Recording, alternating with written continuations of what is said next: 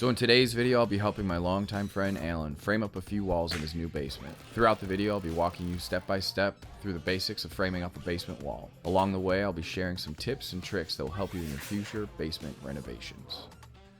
Let me introduce you to Alan. I've known him for basically my entire life. So when he asked me to help frame up a few walls in his basement of his new home, I said, sure, why not? So I would consider step number one as cleaning up the space. Make sure you get anything and everything out of the way. Step number two is going to be to measure out the lengths of each wall. This will help us determine the number of studs that we're going to need, as well as give us the lengths for the top and the bottom plates. A good rule to live by is to measure twice and cut once.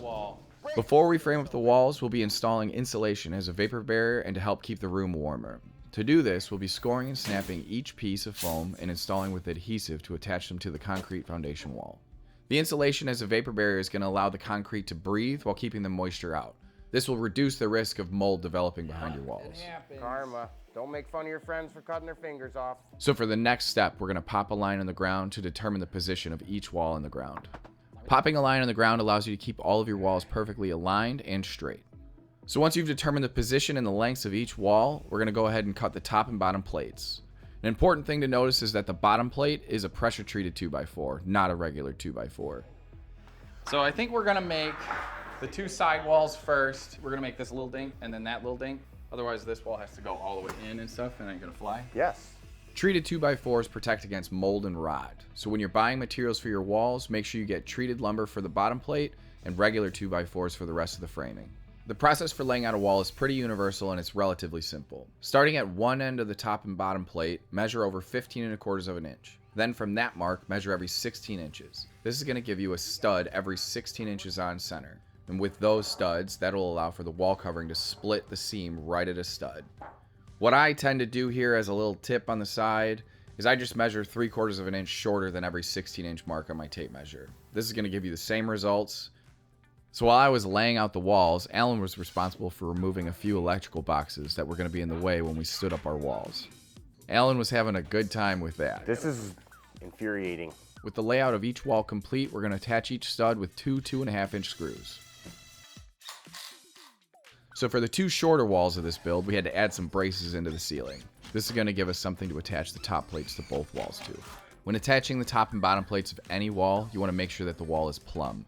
This is going to ensure that it's perfectly vertical and perpendicular to your floor. To attach the bottom plate, we're going to drill a hole with your hammer drill, and then we're going to use a 1/4-inch Tapcon to fasten. When framing up the window, you want to leave a 1-inch gap all the way around the window for your rough opening. This rough opening will allow you enough space to add a window box and shim so you can get it to the perfect position.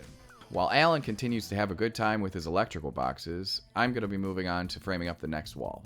All the steps that I did to install the first shorter wall, I'm basically going to repeat the process for the other shorter wall on the other side. Pro tip, make sure you have an extra set of lights in case the power needs to be turned off to your room you're working in.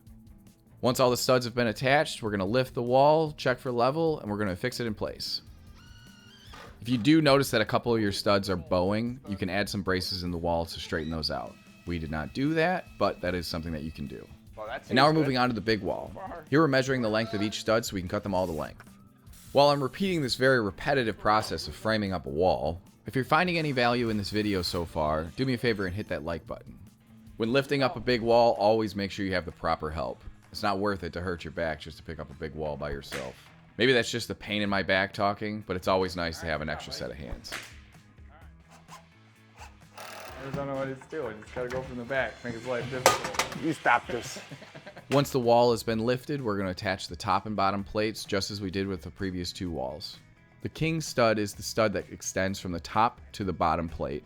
The cripple studs are going to ensure that the window has a stronger base rather than installing them directly from the sides. This gives the bottom of the window sill something to sit on versus being held in from the sides with just two screws.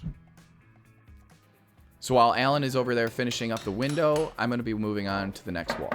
Framing this wall up is going to be exactly the same as the other wall. We are going to have to get a little creative to get around a support from the main beam of his house, however. When framing a wall, it's just easier to frame it all up on the ground and pick the wall up. You can install the studs with the wall standing, but you have to toenail each stud in place, and it is a little bit more difficult. In order to build this wall in one piece, we had to add a temporary brace around the support for his house. Once the wall is lifted into place, we'll remove the support and add it to the top plate to finish off the wall. And a very important step that you can't miss is the hang test. This is just to determine the strength of your wall. That's your thumbnail right there. Thank you for coming. Guys, thanks for watching. I hope this video was helpful, and we'll see you next time.